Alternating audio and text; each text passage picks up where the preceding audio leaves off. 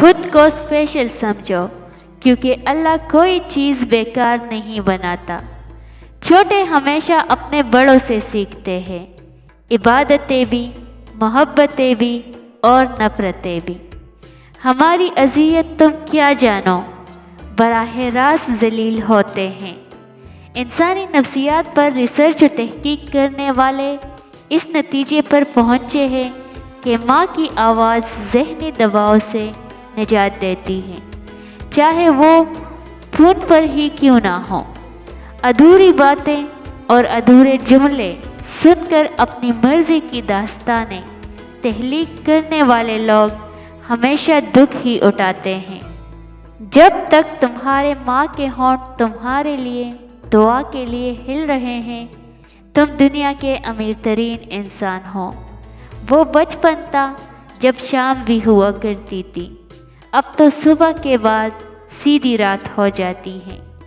میں نے دنیا میں صرف ماں کو اپنی خوشی پر مجھ سے زیادہ خوش، میرے غم میں مجھ سے زیادہ غمگین اور میرے تکلیف پہ مجھ سے زیادہ بے چین دیکھا۔ تنقید کا مقصد صرف اصلاح ہو، تنقید کا مقصد نہ طنز و مزاح ہو۔ چلتے رہے کہ قافلے میرے بغیر بھی یہاں، ایک ستارہ ٹوٹ جانے سے فلک تنہا نہیں ہوتا۔ میڈیکل ریسرچ کہتی ہے کہ دل پورے جسم کو خون سپلائی کرتا ہے، لیکن دماغ دل سے اوپر ہونے کی وجہ سے خون پورے پریشر سے دماغ تک نہیں پہنچتا، اور یہ کمی دماغ کی کمزوری اور ڈپریشن کی وجہ بنتی ہے۔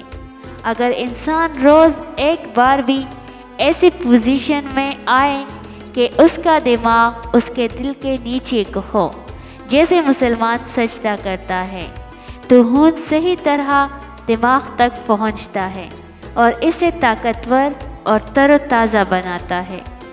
مخلص دوستوں کی تلاش ایسے کرو جیسے مریض شفا کی تلاش کرتا ہے۔ بارش کی بوندوں سے سیکھا ہے برسنا، بکھرنا، پھر مٹ جانا۔ ان رونقوں کی ویرانیوں میں مجھے خود کی تلاش ہے۔ پھل صرف درخت کو ہی نہیں لگتا، نیت کو بھی لگتا ہے۔